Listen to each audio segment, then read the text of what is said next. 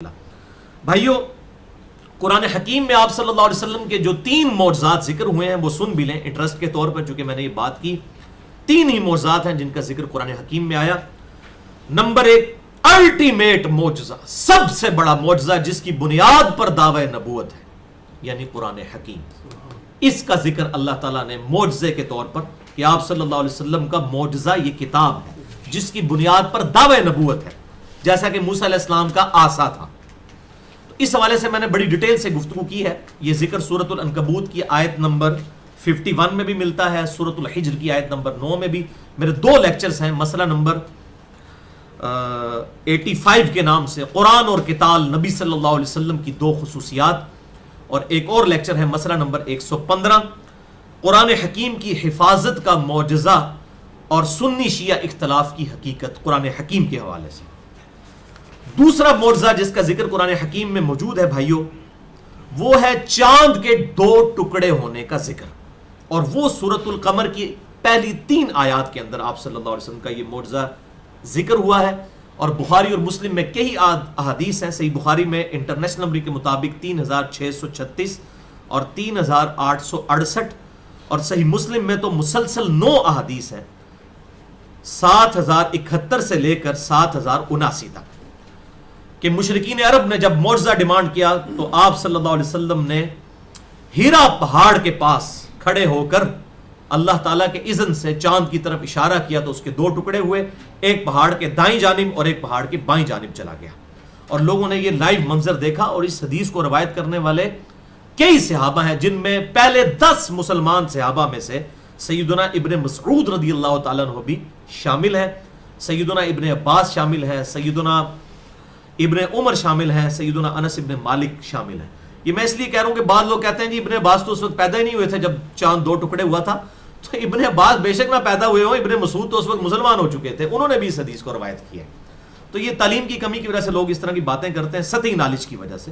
یہ 5 صحابہ نے بخاری اور مسلم میں اس حدیث کو روایت کیا ہے، جس میں ابن مسعود ہیں جو پہلے 5 صحابہ میں بھی شامل ہیں اسلام لانے والے، انہوں نے یہ معجزہ دیکھا ہوا ہے۔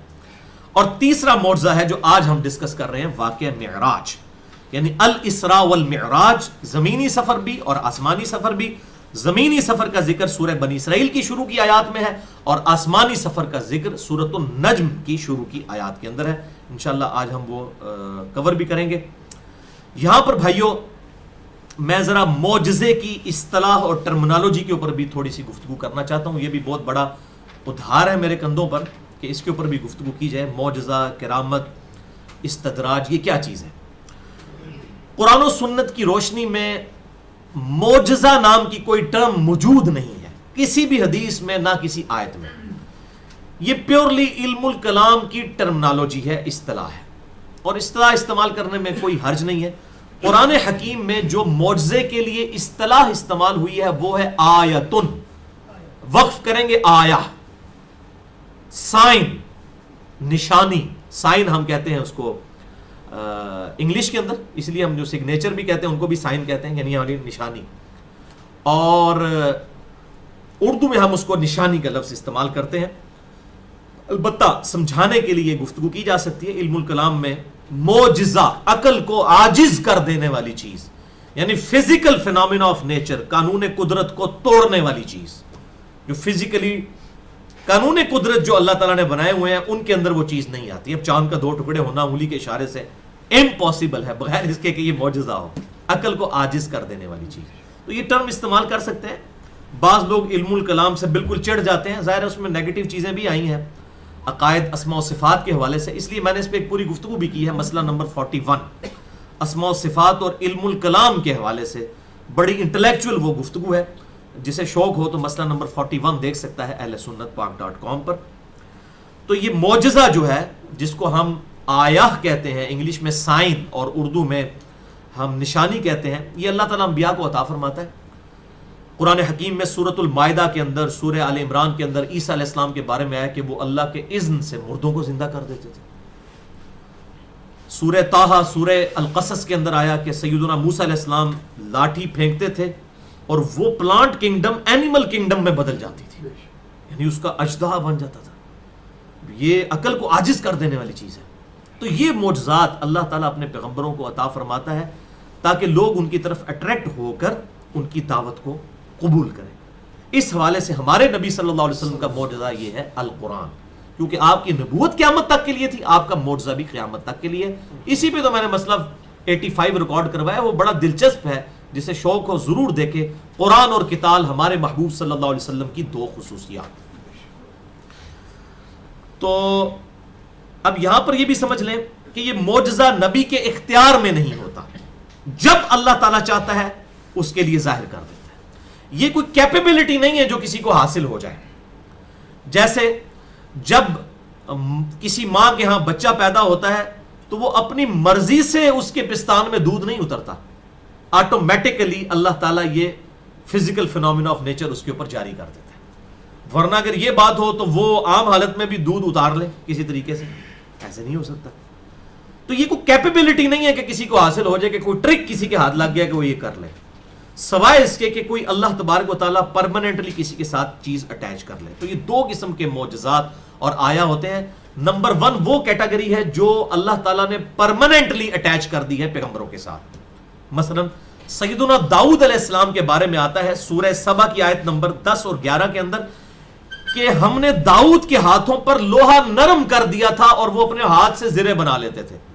جیسے ہم مٹی کو گوندیں اور اس مٹی سے جو مرضی بنا لیں، اس طرح حضرت داؤد علیہ السلام کو اللہ نے یہ معجزہ دیا تھا کہ وہ جب لوہے کو ہاتھ لگاتے تھے تو لوہا بالکل آٹے اور مٹی کی طرح گوندا جاتا تھا. سورہ سبا آیت نمبر 10 اور 11. اب یہ پرماننٹلی اٹیچ تھا ان کے ساتھ معجزہ، جب بھی وہ کرتے تھے ایسا ہو جاتا تھا. ہمارے محبوب صلی اللہ علیہ وسلم کے ساتھ بھی پرماننٹلی اٹیچ دو بڑے معجزات ہیں، بخاری اور مسلم کے اندر آتی ہیں حدیث. میں نے پورا لیکچر ریکارڈ کروایا ہے. مسئلہ نمبر 118 آپ صلی اللہ علیہ وسلم کے پسینہ مبارک کے بارے میں، آپ صلی اللہ علیہ وسلم کے سایہ مبارک کے بارے میں، آپ صلی اللہ علیہ وسلم کے پیشاب مبارک کے بارے میں، جو احادیث میں نے اس میں بتائی ہیں. بہرحال اس میں ہی میں نے یہ دونوں احادیث بھی بتائی تھی صحیح بخاری اور مسلم کے ریفرنس سے کہ دو بڑے معجزات آپ کے ساتھ پرماننٹلی اٹیچ تھے. ایک تو آپ کے مبارک پسینے سے خوشبو آتی تھی. اب یہ امپاسبل ہے، یہ تو نہ کسی صحابی کے پسینے سے آ سکتی ہے اور نہ ہم میں سے کسی کی آ سکتی ہے. یہ ایکسٹراڈنری ہے، پسینے میں سے ہمیشہ بدبو آتی ہے. اور دوسرا آپ صلی اللہ علیہ وسلم اپنے پیٹھ کے پیچھے بھی دیکھ لیتے تھے، یہ بھی بخاری اور مسلم دونوں میں ہے. یعنی آپ صلی اللہ علیہ وسلم کو ان دو آنکھوں سے 360 ڈگری کا ویژن نظر آتا تھا. یہاں پر آنکھ مبارک نہیں تھی پیچھے کوئی، لیکن انہی آنکھوں سے ہم تو دیکھیں 180 ڈگری سے زیادہ دیکھ نہیں سکتے، تو آپ صلی اللہ علیہ وسلم اپنے پیٹھ کے پیچھے بھی دیکھتے تھے. یہ پرماننٹلی اٹیچ تھا آپ کے ساتھ معجزہ. اچھا، دوسری قسم کے معجزات وہ ہیں جو for the time being attach ہوتے ہیں، وقتی طور پر اللہ تعالیٰ جب چاہتا ہے ظاہر فرما دیتا ہے. مثلا موسیٰ علیہ السلام کے ہاتھ میں عصا تھا. پہلی دفعہ جب اللہ تعالیٰ سے ان کی گفتگو ہوئی قرآن حکیم میں، اللہ نے کہا تیرے ہاتھ میں کیا ہے؟ انہوں نے کہا جی یہ میرے ہاتھ میں جو ہے وہ عصا ہے، میں اس سے اپنی بکریوں کے لیے وہ پتے جھاڑتا ہوں. تو اللہ تعالیٰ نے کہا کہ اس کو ذرا پھینکو. انہوں نے پھینکا تو اژدہا بن گیا. تو موسیٰ علیہ السلام وہاں سے بھاگے. کیوں بھاگے؟ ڈر کے. اگر ان کو اینڈ رزلٹ پتا ہوتا کہ یہ میں خود بنانے جا رہا ہوں تو کبھی بھی نہ بھاگتے. مثلا جس شخص نے پہلی دفعہ کبھی ماچس کی تیلی لگائی ہو اور اس کو پتا نہ ہو، چھوٹے بچے کو، کہ اس میں سے ایک دم آگ نکلتی ہے، تو آپ دیکھیں وہ فوراً ڈر جاتا ہے، کیونکہ اس کا پہلا ایکسپیرینس کوئی نہیں ہوتا. ہاں جب ایکسپیرینس ہو جاتا ہے پھر وہ خود لگاتا رہتا ہے. اب موسیٰ علیہ السلام کا یہ قطعاً ایکسپیرینس نہیں تھا کہ یہ پلانٹ کنگڈم اینیمل کنگڈم میں بدل جائے گی، ورنہ کبھی پریشان نہ ہوتے. وہ کہتے ہیں ہاں مجھے پتا ہے میں آپ بنایا، جس نے کہتے ہیں بزرگ کر لیندے نے. آج کل نہیں ویسے کر سک رہے بزرگ، سارے فیل ہو گئے نے، کیونکہ جیو نیوز آ گیا ہے، ARY آ گیا ہے، سما آ گیا ہے، دنیا ٹی وی آ گیا ہے اور ایکسپریس آ گیا. ان بزرگ سارے فیل نے، انہیں دکھائی نہیں سکتے. وہ پرانی اسٹوریاں نے لکھ دینا جھوٹ. ہوں تو بھائی کہیں گے جی ویڈیو بناؤ. اب یہ بزرگ سارے فیل ہیں، وجہ ہے کہ یہ کام ایسے کر نہیں کوئی سکتا، تو ویڈیو بنانی پڑے گی. اور ویڈیو بنائیں گے سارے پول کھل جائیں گے. آپ آئے دن اخباروں میں دیکھیں گے ساری چیزوں کے پول کھل رہے ہوتے ہیں. تو اب یہ انشاءاللہ تعالیٰ قیامت تک کے لیے اس فتنے کا دروازہ بند ہو گیا. اور وہ جتنا بھی کوئی اس طرح کا مسئلہ اٹھاتا ہے وہ میڈیا والے پورا ڈیپ کر کے اگلے دن بتا دیتے ہیں جی اے تماشا کیتا جی انہوں نے. ٹھیک ہے. ہاں انبیاء کا معاملہ ڈفرنٹ ہے، کیونکہ اللہ نے ان کو منوانا ہوتا ہے. بزرگوں کو منوانا اللہ تعالیٰ کی ذمہ داری نہیں ہے، کیونکہ وہ دین نہیں ہے نا. دین تو ہے انبیاء کو ماننا، ان کے اوپر نازل کتابوں کو ماننا. بزرگوں کو ماننا تو دین نہیں ہے نا. ان کا احترام کریں، وہ بھی ہماری طرح کے انسان ہے. اللہ تعالیٰ نے ان کے ساتھ بھی وہی معاملہ کرنا ہے جو ہمارے ساتھ کرنا ہے. ٹھیک ہے. ہو سکتا ہے کہ یہ جو بعض تو لبادے اوڑھ کے بزرگ بنے، ان کے ہمارے سے بھی کوئی برا معاملہ ہونے والا ہو، ولیعوذ باللہ تعالیٰ. وہ تو قیامت والے دن ہی پول کھلیں گے. اللہ تعالیٰ ہم سب کے گناہوں پر پردہ قیامت والے دن ڈالیں. تو بہرحال یہ دوسرے جو معجزہ ہے یہ وقتی طور پر ہوتا ہے. اب موسیٰ علیہ السلام کا وہ ایکسپیرینس ہوا, اس کے بعد جب بھی وہ پھینکتے تھے پرماننٹلی اٹیچ ہو گیا. لیکن آپ قرآن حکیم ہی پڑھ کے دیکھیں, جب وہ سمندر کے کنارے پہنچے, جو چھوٹے چھوٹے سمندر تھے اب انہی کو جوڑ کر نہر سوئز بنا دی گئی ہے, تو وہاں پر وہ پریشان ہو گئے کہ اب سامنے سمندر ہے, پیچھے فرعونیوں کی فوج ہے. تو اللہ تعالیٰ نے اس وقت وحی کی کہ موسیٰ علیہ السلام یہ عصا جو ہے نا یہ سمندر کے پانی پہ مارو. اگر یہ بات حضرت موسیٰ کو خود پتا ہوتی تو مار لیتے. انہوں نے تو یہی دیکھا تھا کہ اس سے صرف اژدہا ہی بن سکتا ہے, اور ظاہر ہے کہ اس سے وہی چیز بنتی تھی. آج اگر موسیٰ علیہ السلام کا سوٹا کسی کو مل بھی جائے نا, امام کعبہ کے ہاتھ میں دے دیں, یا ویٹیکن سٹی میں بیٹھے ہوئے پوپ کے ہاتھ میں دے دیں, یا آپ یروشلم کے اندر بیٹھے ہوئے یہودی پادری کے ہاتھ میں دے دیں, وہ سانپ نہیں بن سکتا دوبارہ. وہ بھی اب اللہ تعالیٰ جب چاہے گا تو براتا رہا. اب موسیٰ علیہ السلام کو نہیں پتا تھا کہ اس کے اندر یہ بھی ہے, وہ واقعی ہے بھی نہیں تھا. اللہ نے کہا مارا تو راستہ بن گیا. تو اس کا مطلب وہ موسیٰ علیہ السلام کے ساتھ وہ وقتی طور پر وہ معجزہ ہوا, وہ والا معاملہ جو راستہ بن گیا. تو یہ ہے پرماننٹلی اٹیچ معجزات اور وقتی طور پر معجزات. تو یہ معجزہ کسی نبی کے اختیار میں نہیں ہوتا, یہ اب الگ سے ٹاپک ہے. میں 2 آیات بتا دیتا ہوں, سورہ بنی اسرائیل کی آیت نمبر 93 اور سورۃ الانعام کی آیت نمبر 35, گھر جا کے پڑھ لیجئے گا. اللہ تعالیٰ فرماتا ہے کوئی نبی معجزہ خود سے دکھا ہی نہیں سکتا, اللہ تعالیٰ جب چاہتا ہے اس کے لیے ظاہر کرتا ہے. اس کے اختیار میں یہ قطن ہوتا ہی نہیں ہے, یہ کوئی کیپیبلٹی نہیں کہ کسی کو حاصل ہو جائے. اچھا, اسی طریقے سے اگر کوئی قانون قدرت کے خلاف چیز کسی غیر نبی سے ظاہر ہو تو ہم اسے کرامت کہتے ہیں. کرامت کا مطلب ہے اللہ کا کرم ہوا ہے اس پر. مثال کے طور پر یہ کسی کے ساتھ بھی ہو سکتا ہے کرامت. مجھے کسی دن اچانک جو ہے وہ اپنا کوئی پرانا دوست یاد آیا جو میٹرک میں میرے ساتھ پڑھتا تھا, اور 20 سال ہوئے ملاقات نہیں ہوئی ہے, اور میں اسے یاد کر رہا ہوں اچھا یہ کرتے تھے, اور گھر سے میں باہر نکلا بازار میں چیز لینے کے لیے تو اچانک وہی دوست میرے سامنے آ گیا 20 سال بعد. یہ کرامت ہوگی. اللہ تعالیٰ نے ایسا کوئی ایکسٹراڈنری ایکسپیرینس کروایا, یا کسی نے کوئی دعا کی اللہ تعالیٰ نے اس کی دعا قبول کر لی. اس قسم کے ایکسپیرینسز ہوتے ہیں, اس کو ہم کرامت کہتے ہیں, اور یہ بالکل برحق ہے. یہ جو جعلی قسم کی چیزیں بنائی ہوئی ہیں نا, نگاہ مار کے اینڈ ساڑ دیتا ہے, اونج کرتا ہے, انج نہیں ہوتا بھائی جی. دعا ہے, اللہ قبول کرے. اللہ نے تو اپنے محبوب صلی اللہ علیہ وسلم کی کئی دعاؤں کے بارے میں کہا ہے کہ یہ واپس ہے. مسئلہ نمبر 55B سن لیں آپ, ٹھیک ہے. تو وہ یہ لوگ کس بات کی مولی ہیں؟ اللہ تعالیٰ کسی کی دعا کا کوئی پابند نہیں ہے, چاہے کوئی مستجاب الدعوات بھی ہو تب بھی اللہ تعالیٰ اپنی مرضی کے ساتھ معاملات کرتا ہے. اللہ تعالیٰ کو کوئی دھونس سے منوا نہیں سکتا. کرامت بالکل برحق ہے. میں ایک کرامت آپ کو صحیح سند کے ساتھ بتا دیتا ہوں. یہاں پر امام بہیقی رحمہ اللہ کی کتاب ہے دلائل النبوہ, تقریباً 3200 کے قریب احادیث ہیں اس میں, اور وہ ہے ہی دلائل النبوہ, نبوت کے بڑے بڑے دلائل. اس میں معجزات اور آپ صلی اللہ علیہ وسلم کی بڑے بڑے علامات نبوت کے واقعات, اور اس میں صحابہ کی کرامات بھی موجود ہیں. اس میں انٹرنیشنل نمبر کے مطابق 2393 نمبر حدیث موقوف ہے کہ سیدنا انس ابن مالک رضی اللہ تعالیٰ عنہ کے پاس ان کی زمین میں جو کاشتکاری کرنے والا کسان تھا وہ آیا, اور اس نے کہا کہ اے انس رضی اللہ تعالیٰ عنہ, آپ کی زمین تو سوکھ کر پیاسی ہو چکی ہے, اور قریب ہے کہ قحط کی سی سچویشن بن جائے, تو آپ اپنی زمین کے لیے پانی کا کوئی بندوبست کر لیجئے. تو حضرت انس ابن مالک رضی اللہ تعالیٰ عنہ کھلے میدان میں نکلے, انہوں نے بڑی لمبی نماز پڑھی, اور اس کے بعد ہاتھ اٹھا کر اللہ کے حضور دعا کی, اور پھر آپ گھر واپس آ گئے.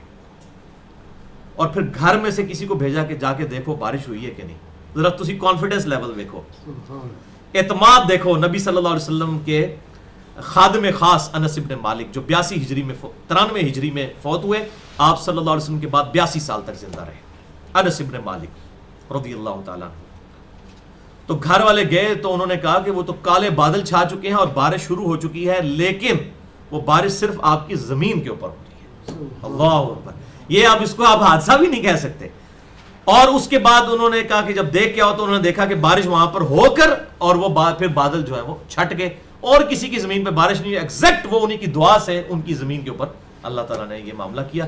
یہ بالکل صحیح سند کے ساتھ دلائل النبوہ, امام بہیقی رحمہ اللہ کی کتاب ہے, انٹرنیشنل نمبر کے مطابق 2393. تو یہ معاملات ہو سکتے ہیں. اس کے اگینسٹ استدراج بھی ہوتا ہے. استدراج جو ہے بالکل اس کا اپوزٹ ہے. اللہ کے دشمن سے, کسی یہودی سے, کسی عیسائی سے, کسی ہندو سے, کسی بدھسٹ سے بھی کوئی ایسی چیز مافوق الفطرت سرزد ہو سکتی ہے. آج بھی کتنے ہیں جو ایسے کرتب کر کے دکھا دیتے ہیں. تو اس کو ہم استدراج کہتے ہیں. وہ شیطانی چیز ہوتی ہے اور اس کی بنیاد کے اوپر ایسے معاملات نہیں ہو سکتے. فرعونیوں نے جو موسیٰ علیہ السلام کے مقابلے پر جادوگر اکٹھے کیے تھے تو انہوں نے دیکھے نا کیسا ان کی نظر بندی کی کہ وہ رسیاں ان کو سانپ بن کے نظر آئیں. حالانکہ پریکٹیکلی وہ بنی نہیں تھی لیکن ان کو نظر آ رہی تھی, کیونکہ پریکٹیکلی تو سورۃ الحج میں آئے کہ کوئی ایک مکھی بھی نہیں بنا سکتا. وہ بنا کچھ نہیں تھا, صرف نظر کا دھوکہ تھا. اور موسیٰ علیہ السلام بھی ڈر گئے. اس سے یہ بات پتہ چلی کہ نبی کے اوپر بھی جادو کا اثر ہو سکتا ہے. اس کے نبوت کے معاملات ڈسٹرب نہیں ہوں گے, لیکن وقتی طور پر موسیٰ علیہ السلام بھی اس معاملے میں ڈرے. تو یہ جو لوگ بخاری اور مسلم کی ان احادیث کا انکار کرتے ہیں, بڑے تھوڑے سے لوگ ہیں کہ جی آپ صلی اللہ علیہ وسلم پہ جادو تو ہو ہی نہیں سکتا, اللہ کی حفاظت میں تھے. تو اللہ کی حفاظت میں تھے تو آپ صلی اللہ علیہ وسلم کے دانت مبارک پھر کیوں شہید ہوئے؟ غزوہ احد کے اندر اس کا ذکر تو سورہ آل عمران میں بھی اشارتاً موجود ہے. آپ کے ساتھ اس طرح کے معاملات ہوئے.